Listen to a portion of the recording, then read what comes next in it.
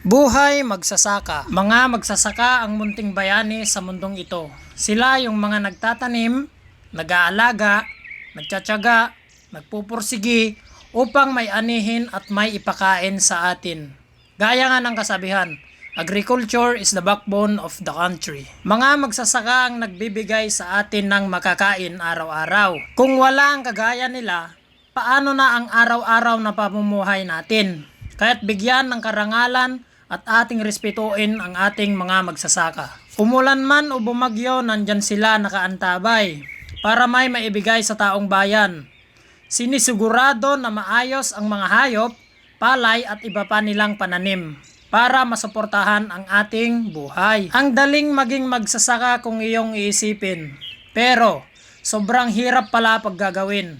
Kaya sana huwag nyong nilalang ang pagsasaka. Kung walang agrikultura, wala ding magpapaunlad ng industriya ng ating bansa. Ang pagiging magsasaka ay isang marangal na hanap buhay at hindi dapat ikahiya dahil bawat sugat at sakit ng katawan o pagkasunog ng balat sa ilalim ng tirik ng araw ng bunga ng kanilang kasipagan. Huwag sayangin ang bawat butil ng kanin dahil pinaghirapan yan ng mga magsasaka para may makain ka.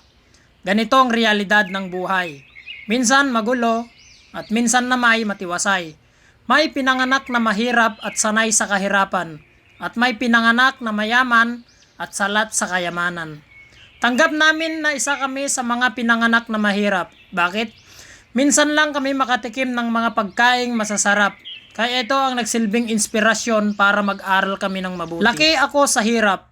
Mula sa mga ninuno ko hanggang sa lolo ko, hanggang sa mga magulang ko ay isang magsasaka.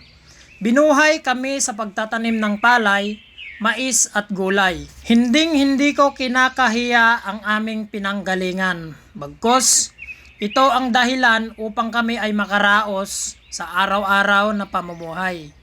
Nanggaling man kami sa hirap, ngunit hindi ito hadlang upang tumigil kami sa hamon ng buhay. Pinilit naming bumangon at magpatuloy. Samahan lang ng konting dasal at tiwala sa Panginoon. Sa mga magsasaka, ating ibigay ang pagsaludo sa kanilang sipag at tiyaga. Ating kilalanin ang husay. Sa lupang kanilang binubungkal at pinapalago, silang mga bayani ng ating bayan. Atin silang igalang. Mahirap ang lumaking mahirap. Pero ito yung nagturo sa akin kung paano maging makontento sa maliliit na biyayang natatanggap. Oo, mahirap ang buhay, pero hindi mo kailangang bumigay. Laban lang para pangarap ay magtagumpay. Proud ka bang magsasaka ang iyong magulang? Kung oo, maaari mong i-share itong video na ito.